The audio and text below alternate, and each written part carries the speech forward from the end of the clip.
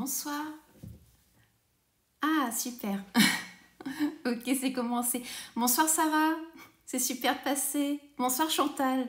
Chantal, je viens de recevoir ton message et je voulais te dire, ça fait chaud au cœur, c'est super. J'ai posté l'information pour le live hier.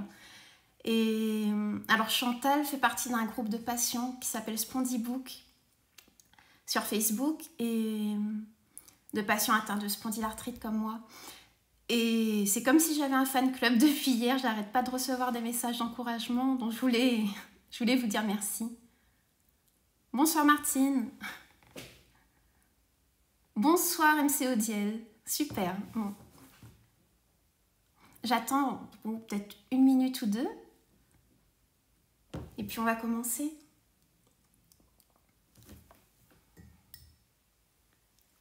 J'ai préparé une petite tasse de thé, je sais pas si vous avez une boisson chaude avec vous.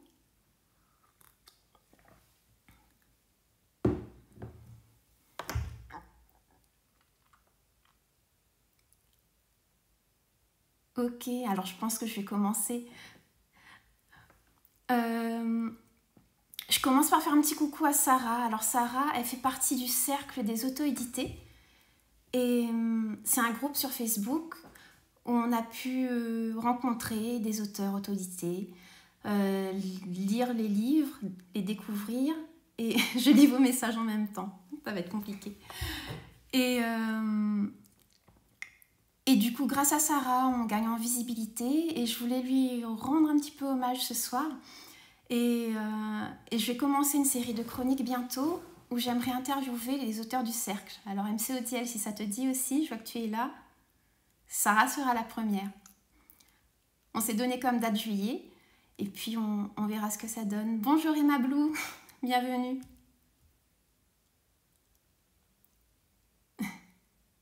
Oh, c'est super. Merci Chantal.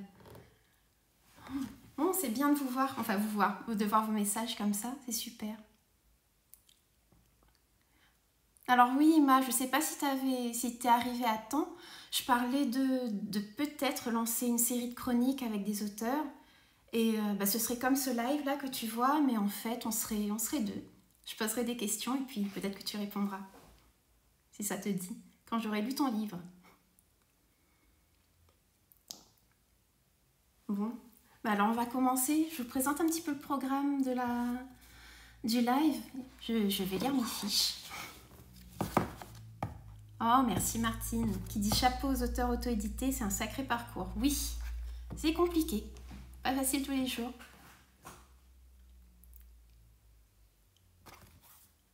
Oui.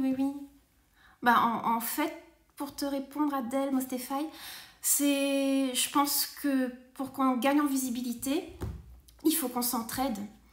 Et que soit en se faisant des chroniques ou en s'interviewant, et puis on finira par rencontrer nos lecteurs. Donc je reprends, je parlais du programme. Je vais faire une rapide présentation, après je vais vous présenter mes livres. Et je vais vous proposer 2 lectures, enfin une lecture de 2 passages de mon livre, le tout dernier, Sous un manteau d'hiver. Donc pour la présentation, ça va être rapide, je crois que vous me connaissez pour la plupart. Je m'appelle Christine Meubon.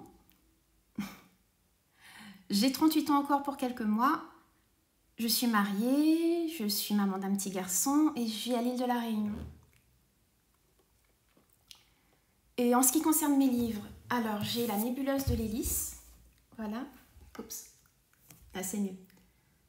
Un regard et tout commence, qui est sorti chez Librinova en 2019, fin 2019, voilà. Et la version en anglais également, hop, Helix Nebula, qui du coup est sortie sur KDP Amazon, voilà. Et le tout dernier, j'ai pas encore la version papier parce que à la Réunion c'est pas toujours facile. Merci Martine pour la couverture, merci. À la Réunion, oui, on a les frais de port qui nous bloquent un petit peu. Alors j'ai passé une commande en librairie, ça va arriver d'ici quelques semaines. Et j'ai une gentille chroniqueuse métropole qui m'a fait une vidéo du livre papier qu'elle a. Et bon, la couverture elle a l'air sympa et j'ai hâte de le tenir dans mes mains. Mais pour l'instant, j'ai la version numérique. Je vais vous montrer ça. Voilà, sous un manteau d'hiver.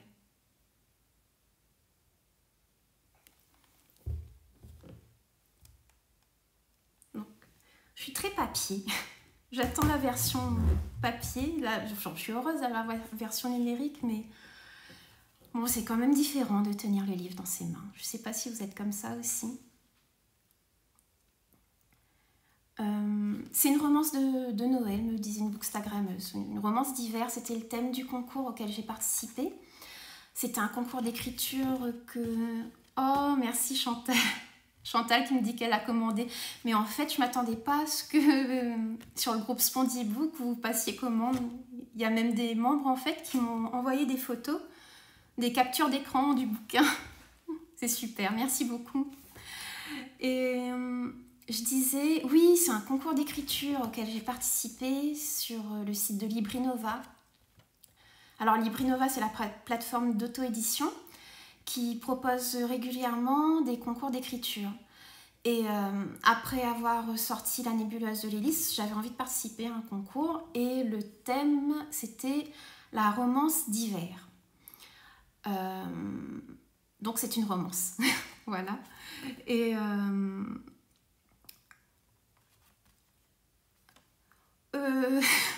MC Odiel qui me dit qu'elle est impressionnée par la version anglaise. Alors, c'est un peu... Enfin, l'écriture, c'est un artisanat, mais je dirais la version en anglais.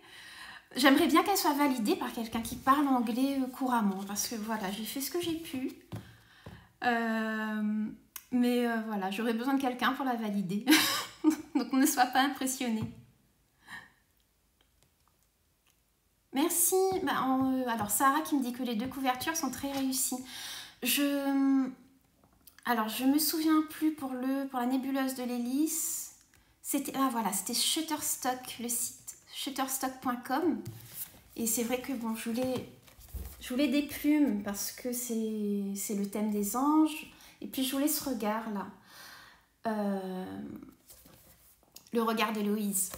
Et il y a des artistes qui proposent leurs dessins et donc on peut acheter les droits et en faire des visuels, en faire des couvertures. Donc Shutterstock pour le premier et pour la nébuleuse de l'hélice, je suis passée par Pixabay, il me semble. Donc voilà, il faut s'assurer que les images soient libres de droit ou alors acheter les droits. Et c'est comme ça que je me débrouille en fait pour mes couvertures. J'en suis pas encore au stade où je pourrais dessiner. Donc voilà.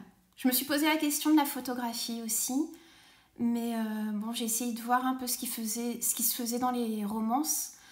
Et les romances de Noël, les romances d'hiver, c'est beaucoup de dessins de ce type-là. Donc voilà, Martine qui restera sur le français pour la nébuleuse de l'hélice. Je comprends. Bon, je vous pitch mon roman. C'est un exercice difficile de pitch. Je suis pas très douée, je vais m'aider de mes notes. Et je vais sans doute bafouiller aussi. Alors. Laurent. C'est l'histoire de Laurent sous un manteau d'hiver. Il est parisien, il est chroniqueur littéraire. C'est un célibataire endurci qui enchaîne les conquêtes. Son meilleur ami s'appelle Robin et a un restaurant qui s'appelle La Maison. Et que vous dire d'autre? Oui, alors Laurent, il fait des critiques littéraires très incisives, très abruptes, très tranchantes. Et du moment où il va rencontrer Cyrielle Dufresne, qui est une jeune autrice des éditions Oriflamme, tout va changer pour Laurent. Il va devenir subitement maladroit, il va avoir cette forte impression de l'avoir déjà rencontré. Excusez-moi, les messages. J'aurais dû mettre sur vibreur avant, tiens. Je le noterai pour la prochaine fois.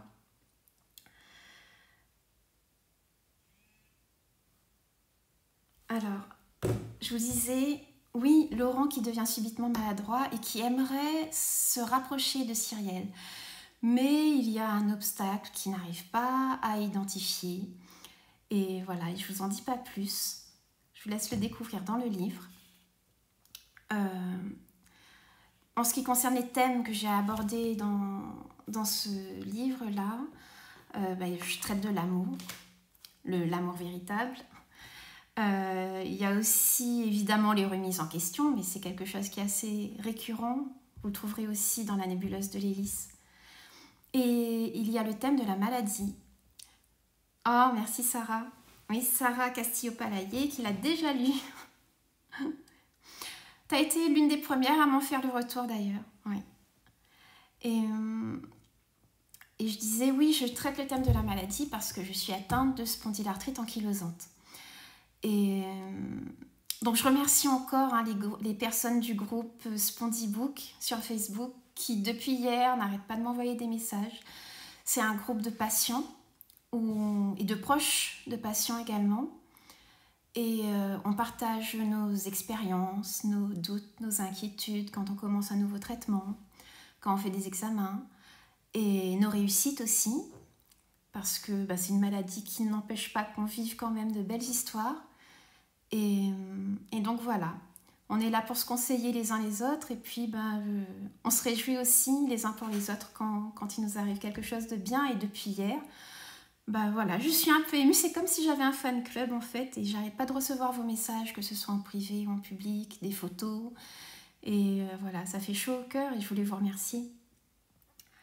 Donc voilà, je continue. Je vous ai parlé du concours, et voilà, je commence la lecture si vous voulez, à moins que vous ayez des questions.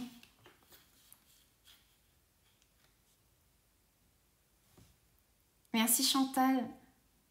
Merci qui dit une très belle présentation du groupe Spondybook, mais voilà, c'est important parce que le fait d'être malade et d'être à la Réunion, et c'est une maladie qui n'est pas très très très fréquente, on manque de, comment dire, pas de soutien je dirais, mais parfois pouvoir parler avec quelqu'un qui vit les mêmes expériences et qui sait ce que c'est que d'avoir mal, et voilà, on parlait, je crois, hier matin des difficultés au niveau bancaire quand on doit faire un dossier avec cette maladie. C'est souvent compliqué. Enfin, il y a des répercussions qui touchent tous les domaines, et pouvoir en parler avec des personnes qui le vivent aussi, c'est important.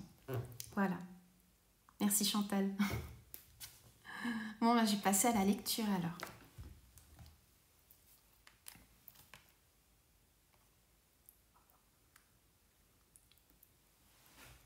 Je m'installe. Sous un manteau d'hiver.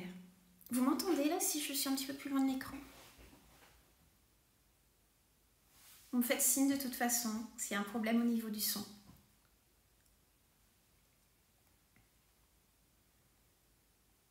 Chapitre 1. Tant qu'il y a de la vie, il y a de l'espoir. Pour une raison qu'il ne pouvait expliquer, Laurent s'était toujours senti chez lui dans ce charmant bistrot parisien. Les petites tables aux fauteuils cossus étaient alignées le long de la baie vitrée, dans une pièce étroite, tout en longueur, où le jeune trentenaire était devenu le spectateur régulier de ce ballet de serveurs aguerris, qui savaient s'y croiser en ne laissant rien tomber de leurs larges plateaux chargés de verreries. Les lustres diffusaient une lumière faible et douce qui donnait à tout ce qu'elle touchait la patine que laisse le temps sur les photographies. Leurs pendeloques oscillaient imperceptiblement et lançaient de temps à autre un éclat de lumière qui accrochait le regard. Les lourds rideaux bordeaux, retenus par des cordelettes dorées aux pampis d'un autre temps, le papier peint au charme désuet, l'étagère aux allures de cabinet de curiosité qui courait le long du mur jusqu'au bout de la salle, tout lui plaisait dans cet endroit, jusqu'à la bonhomie du barman et propriétaire des lieux, Robin. Ce géant, aux cheveux bruns, au franc-parler lapidaire mais à l'âme sensible, était au fil des ans devenu son meilleur ami, prenant dans sa vie une place centrale, comme s'il en avait toujours fait partie. Au-delà de ce lieu, même le quartier lui avait semblé immédiatement familier. Il l'avait découvert en prenant son nouvel emploi 6 ans auparavant. Il travaillait comme chroniqueur littéraire dans un immeuble du 14e arrondissement de Paris et avait élu domicile dans un petit 3 pièces à quelques rues de là. À mi-chemin entre son appartement et son lieu de travail, se trouvait ce café dont l'entrée était surmontée de lettres en fer forgé, la maison. Laurent avait fait de cet endroit non seulement son restaurant favori, mais aussi une extension naturelle de son domicile et de son bureau, si bien qu'il était devenu fréquent pour lui d'y donner rendez-vous à ses conquêtes amoureuses, aussi bien qu'à ses contacts professionnels. Un petit jeu s'était d'ailleurs instauré entre Laurent et Robin. À l'issue d'une rencontre, ce dernier devait deviner si le but des premières entrevues que donnait le chroniqueur était d'ordre professionnel ou plutôt romantique. Bien qu'il n'y eût aucun enjeu ou prix à gagner, les points étaient comptés avec soin sur une petite ardoise installée derrière le comptoir, et Robin, qui connaissait bien son ami, bénéficiait d'une large avance. Pour rien au monde, il n'aurait dévoilé son secret. Il avait remarqué chez Laurent une attirance pour les blondes et noté que dans les 2/3 des cas, le rendez-vous n'avait rien de professionnel. Les prédictions de Robin, armées de ces 2 secrets, reposaient donc sur cet algorithme qui n'avait rien de savant. Un rendez-vous professionnel pour 2 rendez-vous romantiques, avec des exceptions lorsque la jeune femme avait les cheveux blonds. Ce que Robin savait aussi, c'était que ces jolies jeunes filles ne s'attardaient jamais dans la vie de son ami. Toujours de passage, il ne prenait plus la peine de retenir leur nom. À un tel rythme, la place lui manquerait bientôt sur l'ardoise. Ce jour-là, je vérifie que tout va bien. Ok. Ce jour-là, Laurent avait demandé un entretien à Cyrielle Dufresne, romancière qu'il avait rencontrée 1 mois auparavant, alors même qu'elle publiait son tout premier ouvrage et n'était qu'une auteure inconnue. Cette fois-ci, il voulait être le premier arrivé. Il se souvenait en effet avoir été en retard lors de son premier interview. Il n'avait eu, comme tout un chacun, qu'une seule chance de faire une bonne première impression et ne l'avait à son immense regret pas saisie. Laurent en gardait un souvenir très vivant. La jeune femme avait donné au début de l'hiver une séance de dédicace dans la petite librairie attenante à une maison d'édition parisienne. Laurent avait reçu quelques jours plus tôt ce qui s'appelait dans le jargon éditorial un service de presse. Il s'agissait d'exemplaires que les maisons d'édition envoyaient aux chroniqueurs de différents médias dans le but de faire connaître leurs livres à paraître aux prochaines rentrées littéraires. Laurent était toujours curieux de découvrir les romans des nouvelles voix, des nouvelles plumes, comme on les appelait dans son métier. Ce thriller très particulier avait su éveiller son intérêt. Il était à son avis très prometteur, mêlant le paranormal à une intrigue criminelle. Aussi avait-il décidé d'être présent le jour du lancement de son livre. Le ciel se faisait menaçant au-dessus de la capitale et un petit groupe de personnes fumait à l'extérieur, agglutinées dans la petite alcôve dominant l'entrée, dans l'espoir de se protéger des premières gouttes glacées qui commençaient à tomber et auxquelles elles ne pourraient de toute façon échapper à cause du vent.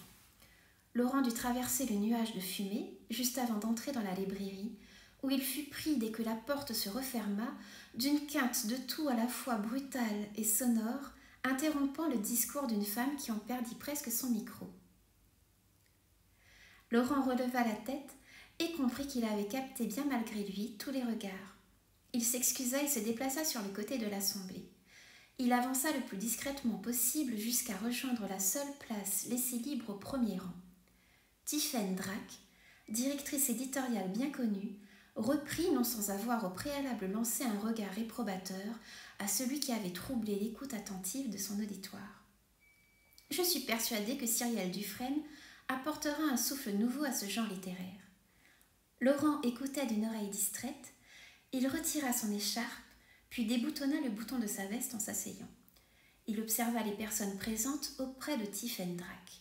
Il y avait Ivan Talou et Hubert Degas, le binôme sans lequel rien ne se faisait chez Oriflamme.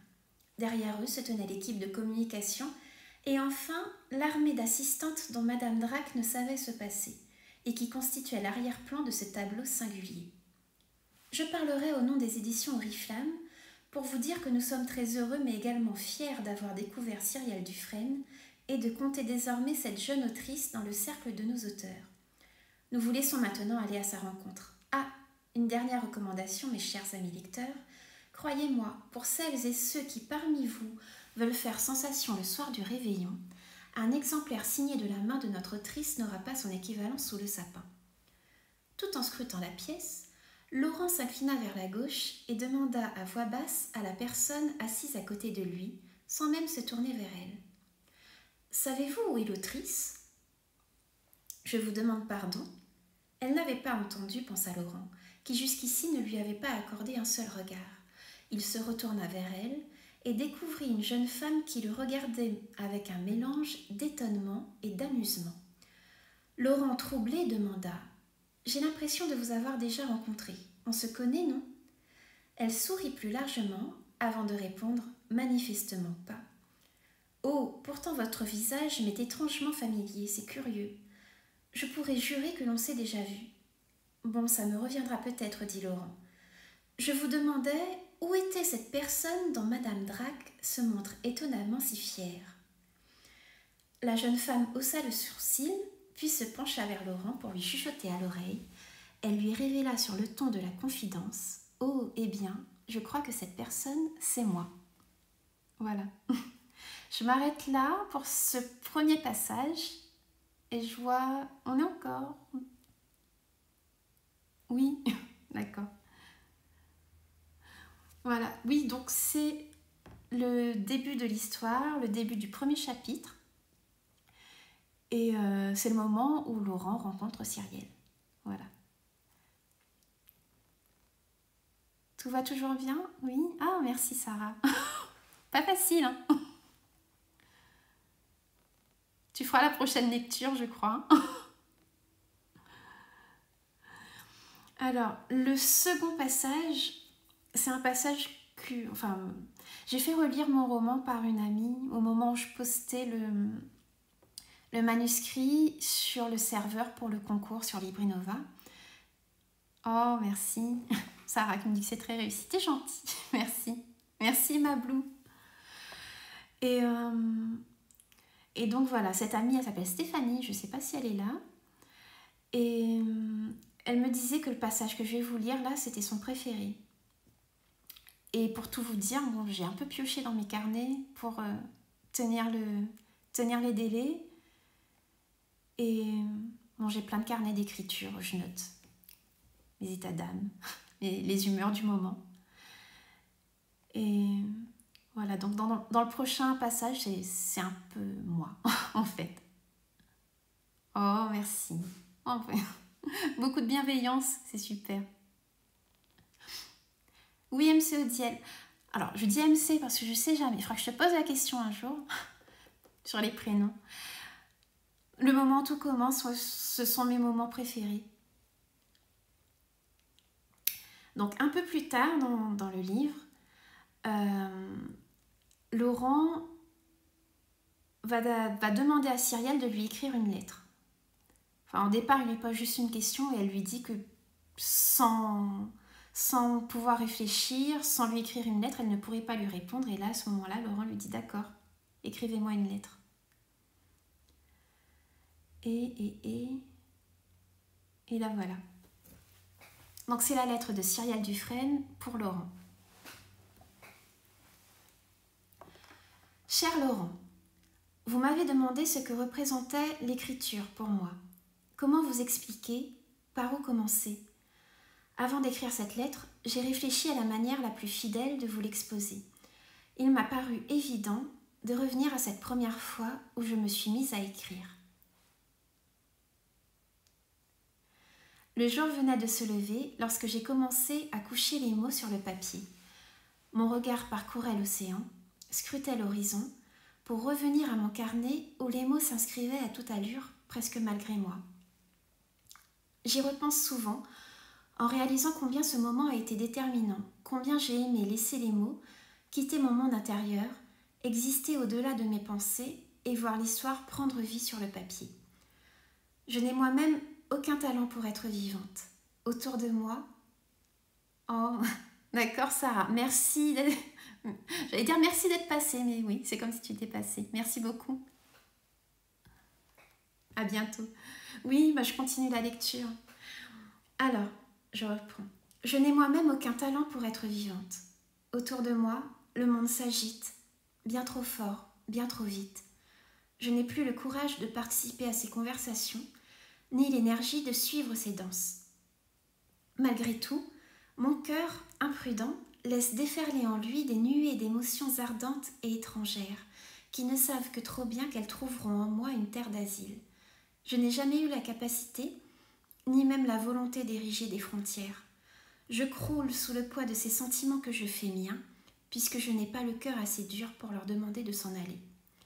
Alors, j'imagine leur vie, je les cultive et les fais prospérer en instillant une parcelle de mon âme.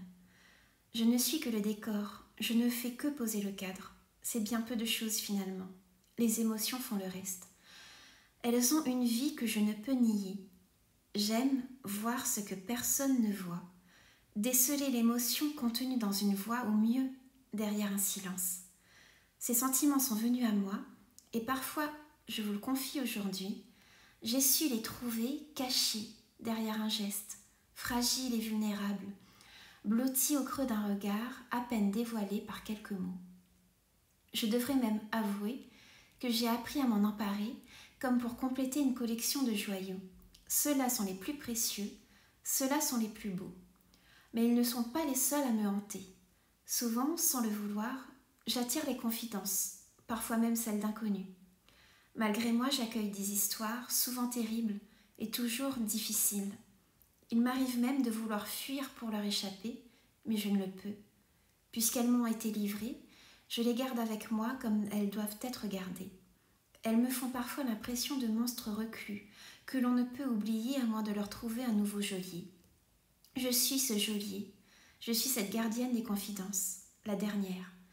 Elles finissent leur jour dans mon esprit, dans une cellule close dont elles ne sortiront jamais. Si les histoires ne peuvent s'échapper, en revanche, les sentiments, eux, se mêlent et s'entrelacent comme les fils d'un ouvrage savamment tissé. Ils donnent naissance à des personnages qui, sans toutefois abandonner mon cœur, habitent alors mon esprit. Quelle est leur histoire? Quels sont leurs secrets? Parce que tout ce qui vit est bien doté de ces deux choses, n'est-ce pas? Une histoire et un secret. Je n'ai alors d'autre choix que d'écrire. L'écriture devient ainsi nécessité. Vous m'avez interrogé sur mes routines. J'aime écrire lorsque vient le soir.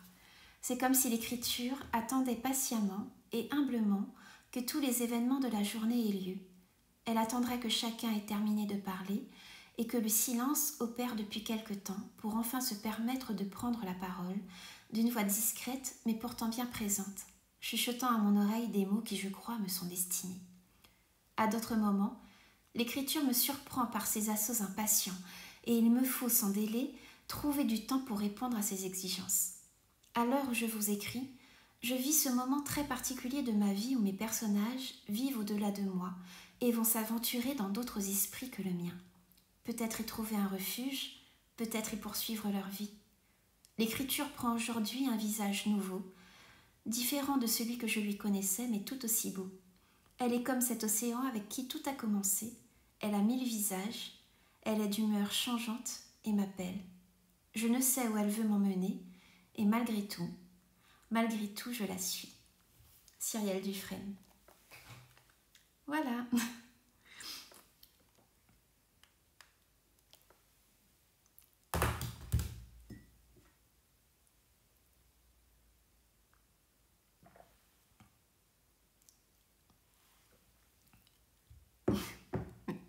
Merci.